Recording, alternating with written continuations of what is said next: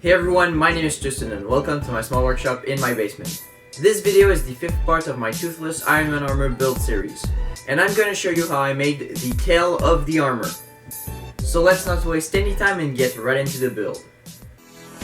Before we start, here's the picture I'm basing my entire armor on. When you want to build a dragon tail like this, you need a flexible but strong core, so I decided to use EVA foam for that. To make the core, I'm essentially just tracing out a really long strip of foam which is 1.5 inches wide, and then I cut it out, cut a second one out, and then I'm gonna stick them together. To make sure the glue adheres really well to the foam, I sand up the texture using sandpaper. The glue I'm using is contact cement. The way it works is you apply it to both the pieces you want to stick together, then you let it dry until it's not liquid anymore but still tacky, and at that point you can stick both pieces together. When my two pieces have been stuck together, I remove the excess foam on each side using an X-Acto knife, and now the core of the tail is finished. The way I'm gonna build the tail is by making many different sized boxes, and between each box the tail will be able to flex and bend. And those boxes will start big and go smaller and smaller when you go down the tail. The pieces you can see me cutting out right now are two opposing sides from the same box. And you can see I'm cutting the sides at an outward angle, which is gonna make the corners more interesting. Then I heat seal both the pieces to make them look cleaner. Now here are all the pieces I cut out, and you can see that they go from big to small. So now I have two sides for every box, but I have to cut out the remaining ones out of more EVA foam. And you can see that they also go from big to small. I decided to assemble my boxes off camera because it's kind of boring to watch. But now I still have to cap off both the sides of every box using more EVA foam, and I'm going to glue them to the boxes using contact cement. But first I have to cut out small holes for the core to pass through.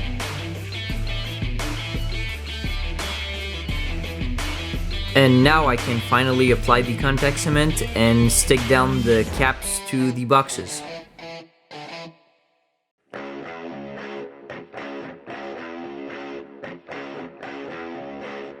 For the other side of each box, I decided to use thinner EVA foam, which is going to be easier to work with. What's cool with foam as thin as this is that you can stick it down using super glue, and then you can trim the excess using an X-Acto knife.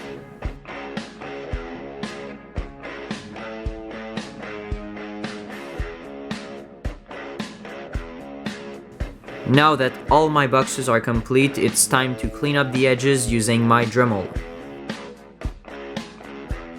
To give the ends of my boxes better structural integrity, I decided to cap them with round pieces of foam of different sizes. All I have to do is to trace them down to a piece of foam, then cut them out using an X-Acto knife, and then clean up the edges using a Dremel.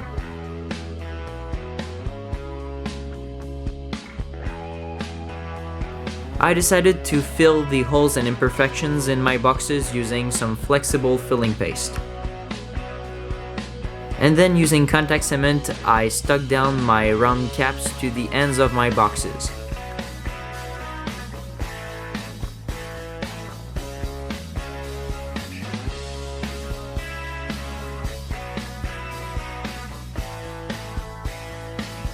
And of course I added a hole in each box for the core of the tail to pass through.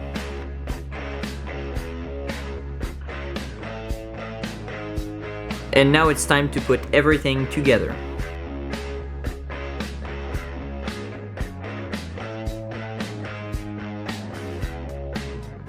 And you can see the tail is quite flexible.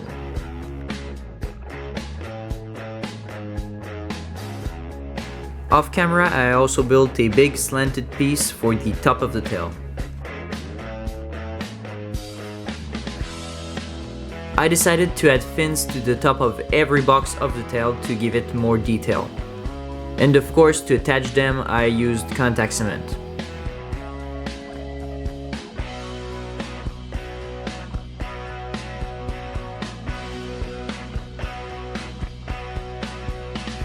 Then I secured the big slanted piece to the top of the tail using a whole bunch of hot glue and super glue. And I thought the tail wasn't long enough, so I decided to add another box to make it about 10 inches longer.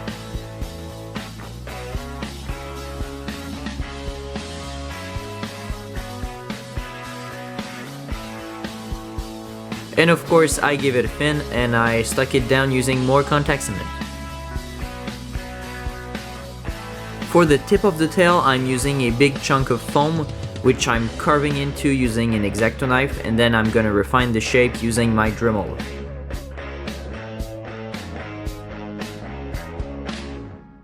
And of course I'll seal off the foam using my heat gun. Now it's time to make the two tail fins which go at the tip of the tail. So I start by drawing one directly on the foam and then I cut it out using an X-Acto knife. But then I realized that it was too small, so I had to trace another one on the foam and then cut it out again. Once I was happy with the size, I could flip it, trace it once again on the foam, then cut it out to have a mirrored version of the same tail fin, so I have two of them now. Next I wanted to cover the textured side of the fin pieces, and for that I used 1mm EVA foam.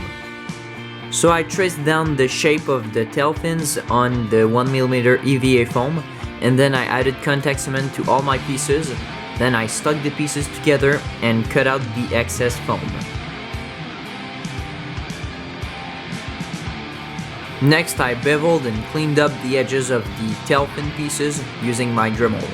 And after that I used my heat gun to clean up and seal the pieces.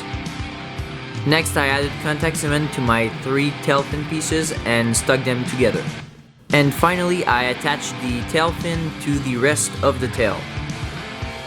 And it was kind of flimsy, so I added a popsicle stick to strengthen the connection. And I covered the popsicle stick with a small piece of foam.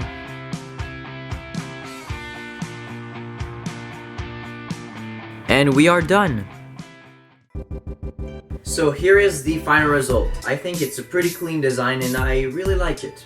So this is the end of the video. Thank you so much for watching. If you enjoyed, you can leave a like and subscribe to my channel for more stuff like this. In the next episode of this series, we are gonna make the shoulder parts and bicep guards of the armor. So stay tuned for that. And until next time, I'll see you later. Bye.